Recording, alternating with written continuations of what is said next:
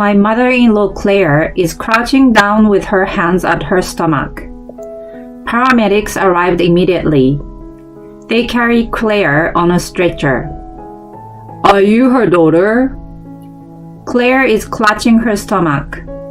She looks at me and says, "She's just my son's wife. She's not my daughter." Even though Claire seems to be in such pain, she corrects them. "Oh, I see. But you're a relative, aren't you? Could you please come with us?" The paramedic asked. I gave her a cold look and said, "I will not come with you. My name is Mary, a 27-year-old housewife. My husband Tim and I have been married for 3 years.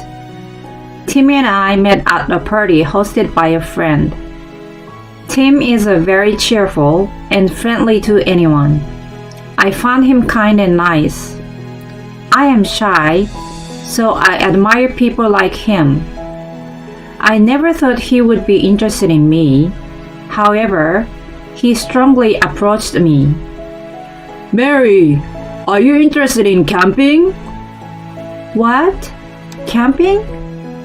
I've only done it once when I was a student." "I see. Well, I really like camping. Would you like to go camping with us sometime?" "Sure." First, we went camping with 4 of us, and then I started talking to him often, so we got closer. He often asked me out to dinner and other stuffs, and we officially became a couple. After dating him for about 2 years, he proposed to me, so we got married. I was very happy when he asked me to marry him, and was at the peak of my happiness. After that, we went to his house to tell his parents about our marriage. My impression on his parents was good. His father was a cheerful and kind person just like him. His mother was quiet. She was smiling when we met and did not speak much. So I thought she and I were alike and felt fond of her. I realized that it was a mistake when I visited my parents-in-law's house for a family gathering. As soon as Claire saw me, she looked at me coldly and said, "Hurry up and come to the kitchen to help me." And when I went to the kitchen, she said harshly, "You moron! Can't you move faster?" At first, I thought she was acting like that because she was busy. But she made me clean every nook and cranny that nobody would look at the party. I was exhausted by the time the party started, but Claire didn't care. She gave orders to me one after another. "Can't you see that someone has an empty glass? Go pour the beer." After giving me these orders, Claire said things to the relatives to insult me, such as, "I'm sorry, my daughter-in-law is really useless. She grew up being spoiled, so I need to teach her from the beginning." Claire would say things like that and laugh hysterically. I was surprised that she not only insulted me, but also casually insulted my parents. I glanced at my husband, who was drinking a lot and making a lot of noise. He didn't seem to care about me at all, which made me feel lonely. So, at our first gathering at my in-laws' house, I caught a glimpse of Claire's true nature. She wasn't like me at all. She acted completely different from the time we first met. Perhaps she was trying to determine what kind of woman I was at that time. "Mary, I'm sorry for keeping you busy," said my father-in-law Bob. He saw me that I walked back and forth between the kitchen and the party room. "My wife is bossy and make other people work hard. Tim was our only son, and we had him when we got old, so we spoiled him a little. It may be causing you a little trouble, Mary. If it is, I am sorry." Bob apologized to me. "Oh, it is not, Bob," I replied. At that time, I really didn't feel annoyed so much. I often hear stories about mother-in-laws being strict to their daughters-in-law. I also hear that husbands are not very cooperative. Tim is kind to me when we were alone at home, and he does his share of housework, so I was not that dissatisfied. Bob said, "Thank you for saying so. I'm happy that you married Tim." "Oh, I'm happy to marry Tim as well." Bob's kind attitude eased me greatly. Maybe because there were so many relatives that made Claire's attitude that way. I was surprised indeed, but I thought it was not a good idea to determine what kind of person Claire and Tim were just for this day. After this party, everything returned to normal. Tim is the same as usual. He helps me with the housework. He is kind and cheerful. Tim does not visit his parents' house so often. He only goes back at the Thanksgiving and Christmas. So for about a year after we got married, I hardly had anything to do with Claire. But that changed when Bob was seriously injured in an accident and needed nursing care. Claire asked us to move in with them. "Mary, my mom asked us to move in, and I also worried about my dad. So will you please agree to move into their house?" Tim asked me with serious tone. I was surprised because Tim had never asked me something so seriously. Bob's condition must be bad. I was also worried about Bob. So I agreed to move into my in-laws' place.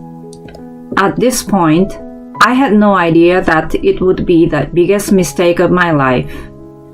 We moved in and started living with Tim's parents. Claire said with a nice and kind voice, "Thank you for moving in with us. Hope we will get along well from now on." I felt relieved. I felt her attitude is normal. But then she said to me, "Well, get up here and do some cleaning now." "Oh, any problem?" "You married Tim. You must do the housework. Vacuum and wipe the floor as soon as possible." "What are you doing? Hurry up and move." "Oh, okay, Claire." Claire acted like this right after we moved in, so I became worried about my life here at once. She was acting rudely not because she was too busy at the relatives' gathering. She was like that to begin with. Since then, Claire has been pushing me to do all the household chores. As I worked, I could not do housework during the day. However, Claire complained a lot. When I came home from work, Claire forced me to do an unbelievable amount of housework. She left lunch dishes unwashed, so I had to wash the dishes first, then cook dinner, clean the room, bathroom, and so on. In the morning, I had to make breakfast for everyone. Moreover, I had to make Tim's lunch. Claire forced me to do it. "Make sure Tim eats properly and healthy food." So I had to get up early in the morning and cook every day. I became too tired, and both the quality of my housework and my work began to deteriorate. Claire said to me, "You moron! You're so slow! You're really useless!" I became more and more exhausted both physically and mentally. But the saddest part for me was Tim didn't say anything to Claire or me when he saw it. On the contrary, since we moved in, he stopped doing any housework. If he had helped me with the housework as he did before, my workload had been lessened. Well, even if Tim tried to do the housework, Probably Claire stopped him and did not let him do it. Still, I wanted him to at least show me that he was willing to support me. I had no choice but to quit my job because I was reaching my limit. Claire had been grumbling about me working, so that was part of the reason as well. I didn't want to spend time with Claire for a whole day, but I had no choice as the workload became too much and I started to feel ill.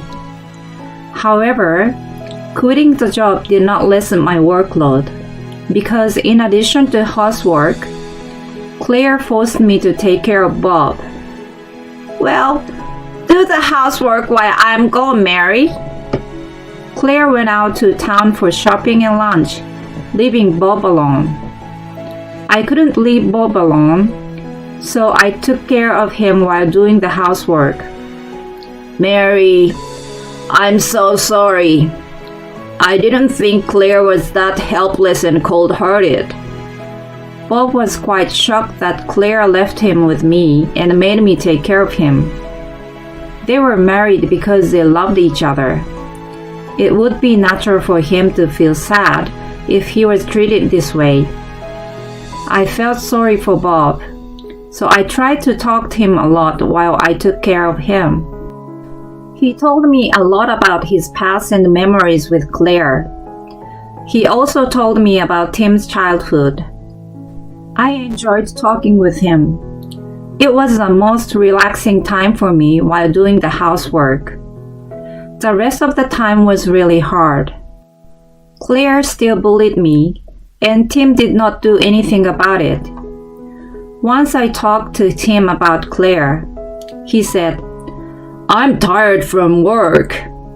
He never listened to me at all. After that, Tim became quite cold to me. He started to complain and order me to do housework and so on, just like Claire. I was considering divorce, but I had already quit my job. My parents live in a rural area, so I cannot easily return home. That was why I could not make up my mind about divorce. A year passed with those hard days. Bob was getting weaker and weaker. He could barely talk so long. And Claire and Tim became more and more demanding. I had reached my limit. Then one day, Bob said to me, "Mary, thank you for everything. You worked hard enough. You should free yourself now." What does that mean? "Leave Tim and leave this house. You're still young. You shouldn't waste your life here." "But I can't live on my own." "Leave it to me. Take this key and leave." "What's this?" "I bought a room for you." "What?" "You took such good care of me until now. This is my appreciation." "Oh no, I can't accept it." "But Mary, if you stay here, you will be suffering more. Please accept it. I want to properly thank you, so I won't regret it." "Bob." I decided to accept it as his gratitude and carefully prepared to move. I sent my belongings little by little so Claire and Tim would not notice. It took quite a long time, but I was almost ready to move. That's when it happened. On Saturday morning, Claire suddenly had a very bad stomach ache. Claire had gone out for drinks with her friends the day before and eaten a lot of raw oysters. Probably that is how she got the stomach ache. Claire crouched down with her hands on her stomach. Then Tim started getting ready to leave. I thought he was taking her to the hospital, but he was not. He picked up the big bag and said, "Well, I'm going camping. Take care of Mom and Dad." I was deeply disgusted. His mother was suffering like this, and he was prioritizing camping. But I didn't want to get angry with him, so I didn't say anything and sent him off. Meanwhile, Claire was writhing in pain on the floor, screaming for an ambulance. So I called an ambulance for her. The paramedics soon arrived and carried Claire on a stretcher. "Are you her daughter?" Claire looks at me, holding her stomach in pain. "She is just my son's wife. She is not my daughter." Claire corrects him even though she was in such pain. "Oh, I see. But you're a relative, aren't you? Can you come with us?" The paramedic asked me. I gave her a cold look and said, "I'm not coming with you. She has bullied me a lot. She even forced me to take care of her own husband. I have gone through a lot. I'm moving out and getting a divorce, so I will be a complete stranger." When I said this, Claire was at a loss for words. Then I went to my room and started packing the rest of my stuff. The paramedics looked uncomfortable and carried Claire out of the house. After I finished packing, I went to Bob's room and said, "Bob, thank you so much for everything you have done for me." He said, No, thank you so much. Be happy," and waved at me. I waved back, left his room, and left the house. Several days ago, I called a helper when Claire was gone. So the helper is supposed to come to the house to take care of Bob, so I could move into my new room in peace. The room Bob bought for me was quite beautiful and spacious. I was surprised. It would probably cost $300,000. By the time I moved in, the name of the room was also changed to mine, so the room has become completely mine. Now all I have to do is to find a job and lead a steady life. A few hours later, Tim called me with rage. "Hey, why didn't you go to the hospital with Mom? She was so mad." "Well, I will be a stranger. I have no reason to go with her, don't I? I'm divorcing you. I left the divorce papers on the table, so please sign them." "Oh no, what? Why?" "You ask me why? If you don't know why, you're a fucking moron. All this time, I've been bullied by your mother. You didn't even care. Moreover, you started to boss me around too. How do you expect me to stick with you forever?" "But if you got divorced, you have nowhere to go, don't you?" "Fortunately, I do have a room that your father gave me. He bought me an apartment room." "Huh?" "Well, that's that. From now on, contact me through my lawyer." "Hey, wait!" I hung up the phone. I heard that Tim and Claire were making a fuss a lot, but Bob settled them down. Bob also called a lawyer and divorced Claire. Then he kicked them out of the house and sold the property and moved to a nursing facility. Claire and Tim lost their house, plus they had to pay alimony that I claimed for their moral harassment. They are now living poorly because of the debts. On the other hand, I got a new job and I'm comfortably living in the room Bob bought for me. From now on, I can enjoy my life. I would like to find something I love to do as well. It was hard to believe that the mother-in-law made her daughter-in-law take care of her husband. It was surprising that the father-in-law gave a nice room to the daughter-in-law. I guess all her hard work has been rewarded. I hope she will meet someone nice and live happily in the future. Thank you for watching until the end. Please subscribe to our channel if you enjoyed this video. See you in the next one.